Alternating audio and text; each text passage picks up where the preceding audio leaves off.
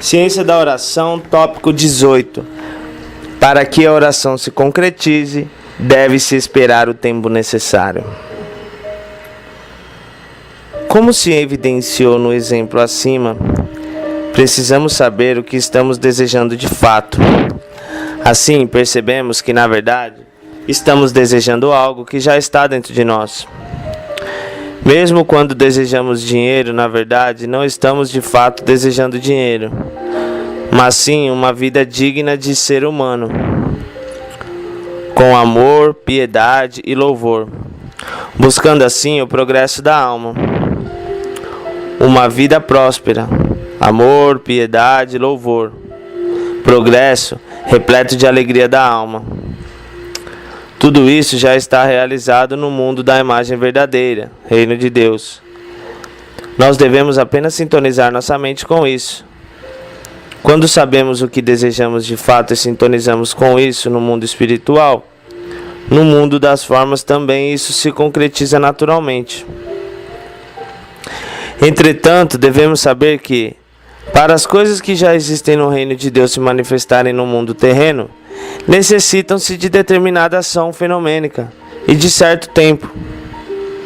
No momento em que um pintor vê o magnífico panorama de aço, um belo quadro é criado na mente dele, ou seja, o belo já se concretiza no mundo mental. Contudo, para que esse belo se concretize no mundo fenomênico em forma de quadro, é preciso ter uma tela, preparar a tinta e pintar com o pincel. São necessários um movimento em relação ao espaço e um desenvolvimento ordenado em relação ao tempo. Não devemos nos impacientar quando a nossa oração não se concretizar imediatamente no mundo fenomênico. Muito menos nos decepcionar, duvidar da sua realização, abandonar a esperança e revolver a semente plantada no mundo mental. Mesmo para ouvir rádio, necessitamos de um tempo para ligar o aparelho. E mesmo que o aparelho esteja ligado, necessitamos de um tempo para girar o botão e sintonizar com uma emissora. Mesmo que esteja sintonizado, ainda leva certo tempo até a corrente elétrica aquecer o aparelho. O mesmo acontece com o ferro de passar roupa. Se cortar o fio do ferro só porque ele não esquentou logo que o ligou na rede elétrica, jamais esquentará. Isso faz lembrar-me do seguinte fato.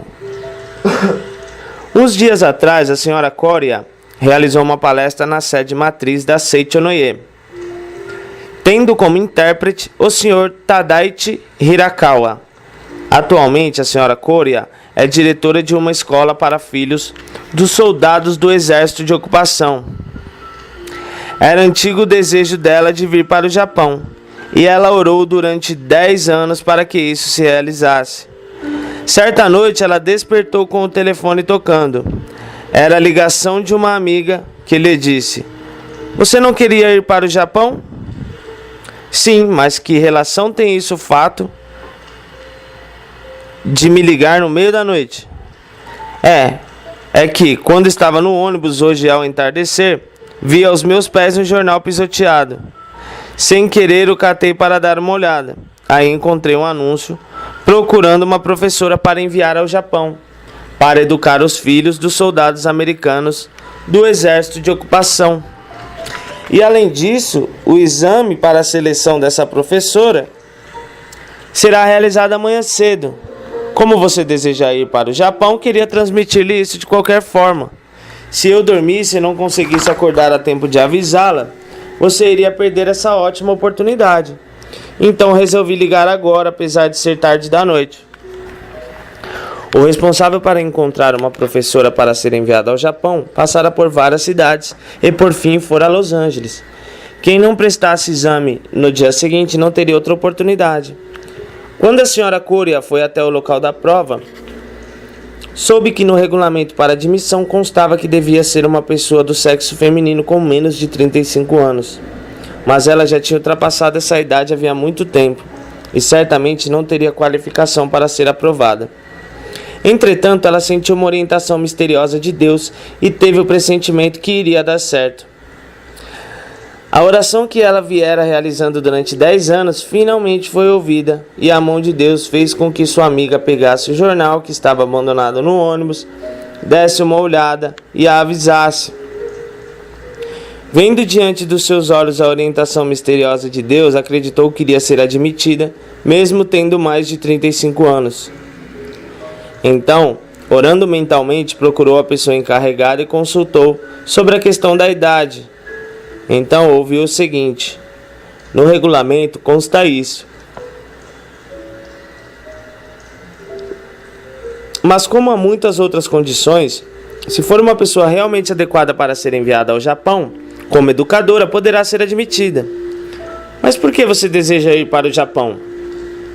Minha amiga íntima está em Tóquio há mais de 10 anos e eu gostaria muito de encontrá-la nesta oportunidade.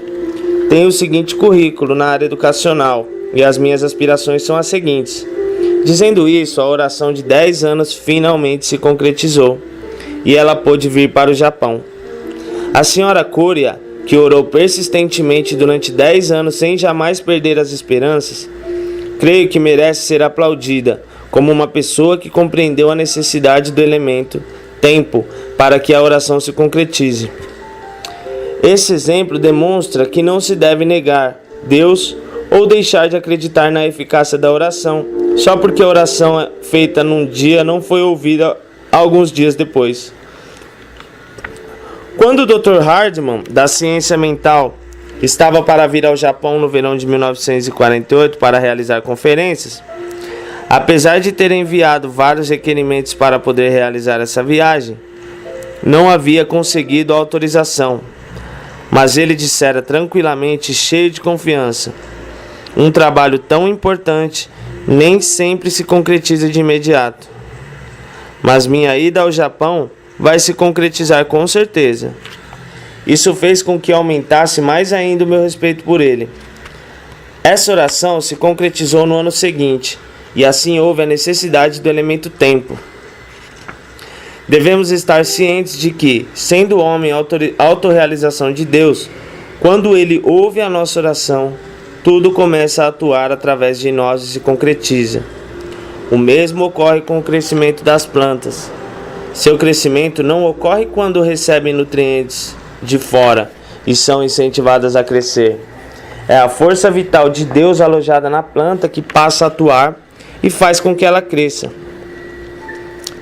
Quando a energia vital de Deus alojada em nós começa a atuar naturalmente, conforme o estímulo do nosso interior, tudo começa a se realizar naturalmente.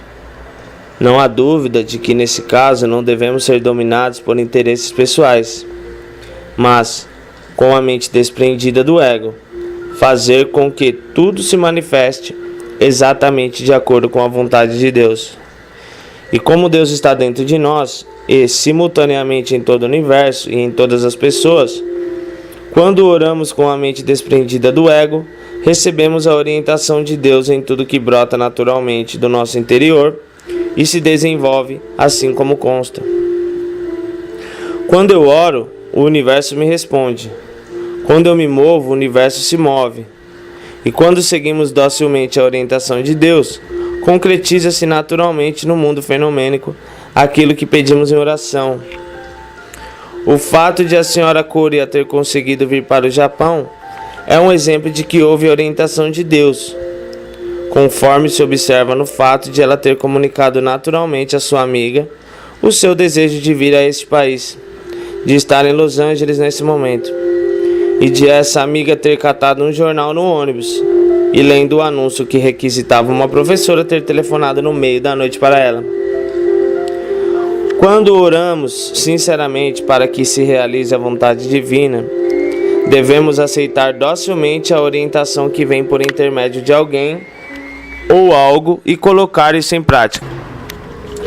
Qualquer pessoa consegue executar com facilidade aquele desejo que brota naturalmente do seu interior, considerando a orientação de Deus.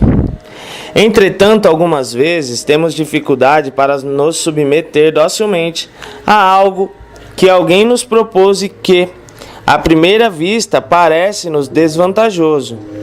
Contudo, na verdade, não existe esse alguém fora de nós, pois o universo é um, Portanto, quando aceitamos isso docilmente, considerando que tudo é orientação de Deus e o seguimos com gratidão, compreendemos depois que esse algo aparentemente inconveniente foi imprescindível ao processo de concretização da nossa oração. Explicarei isso através de um exemplo concreto apresentado a seguir pela senhora Mann.